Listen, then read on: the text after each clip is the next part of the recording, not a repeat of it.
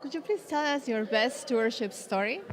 Well, the story that comes to mind is something that really influenced me and hangs in the back of my memory always. And it happened many years ago when I was in Australia working at our publishing house there. It was a quiet summer day. I was one of the only ones working on the second floor of our publishing house. All the other editorial staff were gone.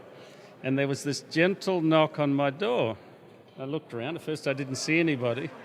And then sort of skulking into the room came this elderly gentleman, very reticent, sort of afraid to disturb me. And so I had to force the conversation, and hello, who are you? And eventually he sat down and started talking with me, and he told me that he was a pensioner in Australia, that's someone on Social Security, and that he went to such and such a church. And he said, I'm really not a member of the church, he said. And I said, oh. But he said, I'm going to be baptized soon. And I said, well, that's very good. And then he offered to give some money to the Editor's Island project. In fact, I should have said that first. That was his first comment. He wanted to give, it was $250 to the Editor's Island project, which was a special fund to help the mission field. And he gave $250, and back then he probably wasn't even getting that much a month for his pension. So I said, this is wonderful, this is sacrificial, thank you, God bless you. And I went into the secretary's office and had to register it. Then I came back and he wouldn't move.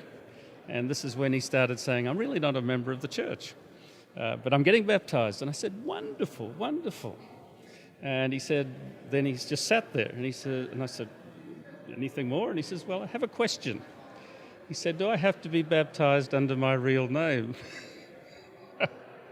And I said, I don't know that that's in the church manual per se, but the real question is, why would you ask that? Why would you not be baptized in your real name? So then, very hesitatingly, he told me that 30 years earlier, he had deserted his wife, made a new life,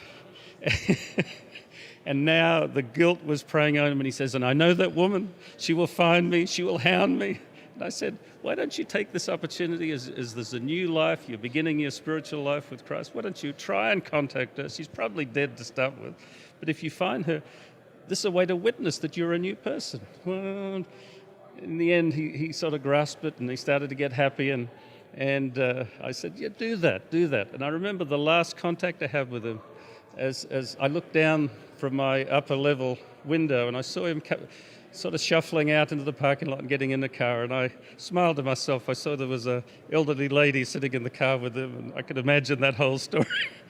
But I thought, this man has sort of turned a corner. He's giving sacrificially to the Lord, but what he's in the process of giving is himself, really. He's throwing off the past and reestablishing his identity. And the amazing part of this, that it's an add-on to the stewardship aspect, is that evening I came home early and I found that a non-Adventist friend of ours, a young fellow in his 20s, was there visiting already with my wife.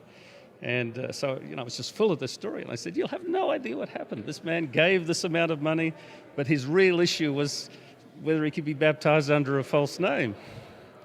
And this young guy got a strange look on his face. He sort of blushed and he says, well, I was actually going to ask you that same question. He says, Harry is not my real name.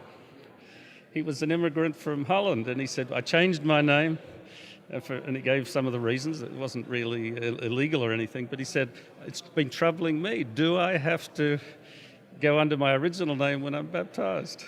And I saw the hand of the Lord in that. God guides in everything.